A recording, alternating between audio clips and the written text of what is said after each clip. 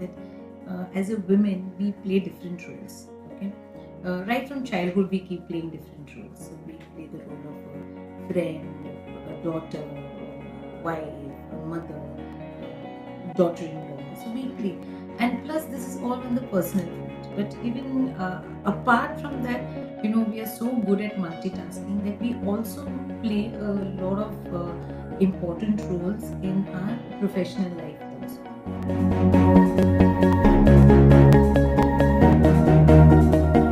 So I'm happy to have been born now, because if I was born about 125 years ago, maybe I would have not been allowed to go to school, So this is how there has been so much of evolution. Today I find that women are much better placed. The girls have a lot of freedom. They have choices to make. People have taken their own course to make sure that everything is done for empowerment rather than misuse as that. So to my mind, I feel very happy. You have cab drivers as women, you have pilots as women, you have a lot of reservations and a lot of employment happening in army for women. So I feel overall we are much better placed than what we were maybe 30 years ago.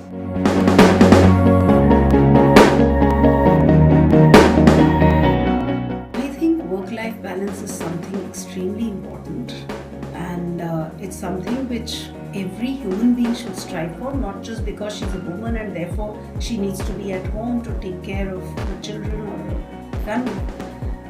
It's extremely important for your own mental health and your physical and emotional self.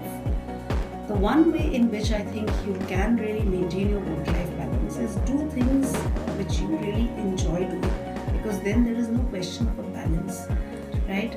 So if you're putting in, say, 12 hours a day into something, or 15 hours a day into something which you really like doing, then I don't think you're going to grudge that. And your family is not going to feel bad because they are seeing you at the short end of the day and really seeing you in a mood which kind of reflects the fact that you've spent an exhausting day doing things which you really don't like. So I think it's the same thing as far as the family also is concerned. If your life is fruitful, if it is complete, if you have a loving and a caring family, I think it gets reflected into your work and the reverse. And there's nothing like where you say that, personal life I'm very happy, professionally I'm unhappy, or vice versa, because we are as individuals, so we need to be happy both ways. And I think it's important for a woman to understand how to balance her life, work-life balance. And I think if you can do that, I think nothing like it.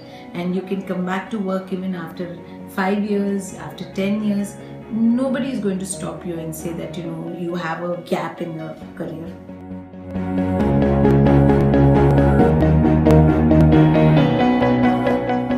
I have no regrets that I was never at home for them, or I never have any regrets saying that I didn't see them grow. So I enjoyed every bit of my life with them. At the same time, I have no regret in saying that, I did not do anything, or where am I today after studying so much. In fact, I just completed my PhD about 3 years. So it was all of us studying at home, my daughters and me all studying at home. So there were never regrets. And one thing I was always clear was, and I always tell mothers, that never ever tell that, you sacrificed your career. It's never a sacrifice. When it comes to your children, it's always an investment.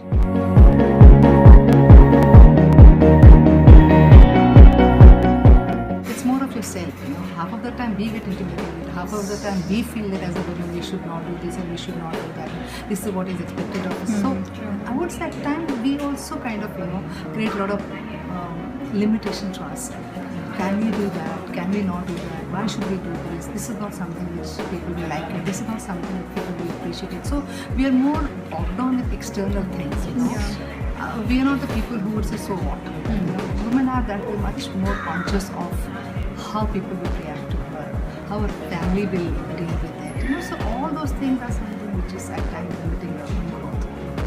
That's one. Second thing that I also feel that emotionally we are much more stronger. I wouldn't say they are weak. because generally they say that women are emotional. I think they're much more stronger because they can deal with situations much more maturity. I wouldn't say like men or something, but as an individual, she has got her own decision and her own right. It's just that she has to push herself. So I think pushing herself and creating the drive in her is something.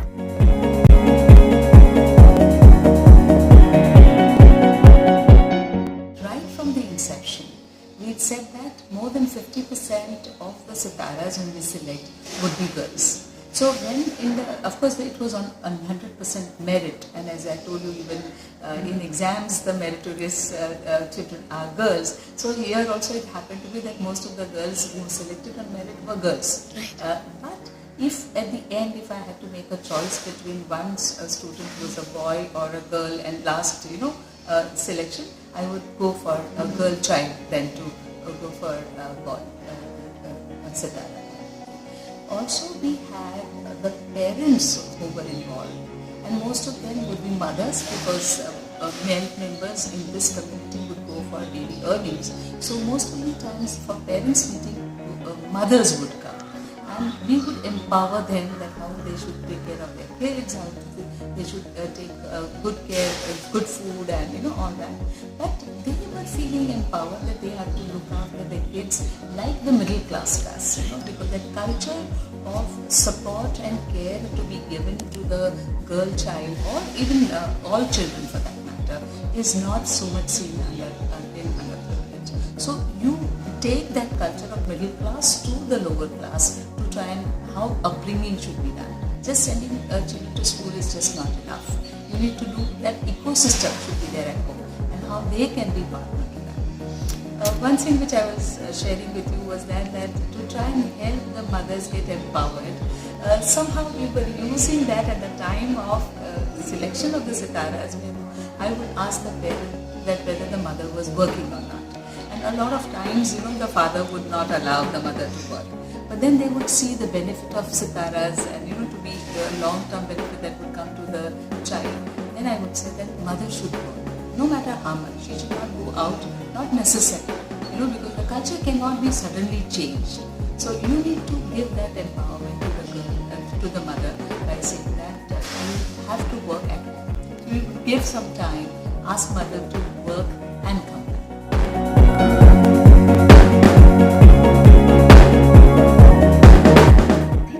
Challenge for women today is to be taken seriously, right? So we're looking at women becoming better and better at things that they do, and probably even better than the men at times is what I would think, because they know that they have to do something which is going to prove them to be better at something which is considered typically a man's world. So this striving for perfection in women may actually come at a certain cost, which is something which I would advise youngsters not to get into a trap of. Right? Don't try and prove yourself anywhere. Let your work show for it.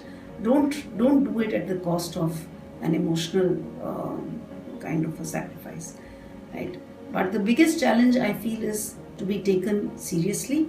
And that's something which let your work prove for, and let your work speak for your work. So biggest challenge I would say that is that they have to fight themselves. So I'm not a believer that the challenge is out there on the other side. I believe that the challenge is for you as an individual woman, and the way you carry yourself, the way you hold yourself is. Maybe the way you think about yourself. The moment you think that you are inferior, then it stays with you. Then in everything that you do, somewhere that underlying thought carries you. The moment you think that you are equity, that is the kind of situation, then you would find that everything is fine. So long ago, I got to one poem which has been very popular. मैं अच्छी हूँ घबराओ नको ऐसा खत में लिखो. This is a kind of a poetry where the woman is completely illiterate. The husband is out there in Gulf working, and he comes to know that his wife is going to the Basti and being part of women's group, and trying to be part of that committee, Mohalla committee, and things like that. So she says that you don't worry, I'm fine, but I'm doing all that which is required for women empowerment, and you now come and join me. At the end, she says this. This is an indication that a woman has to fight the battle for herself, which is within. It is not out there. If she finds that she is capable of handling it, whether she is illiterate lady like that or an educated woman, she has to find her own way out of whatever the challenges are. And of course, the solutions are always available. Then you decide that you want to fight.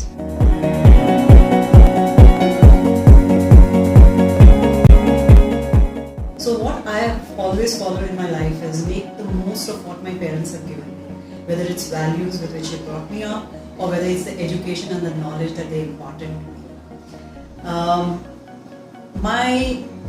I don't know whether I am qualified to give advice, but if at all I would want to tell the younger women managers and all women out there that we are naturally good at managing people. We are naturally good at making good relationships, making good bonds. Keep at it, be yourself, keep working at becoming better person to the people around you. And you will be amazed at what good it will bring about in your work. You'll enjoy every minute of what you're doing.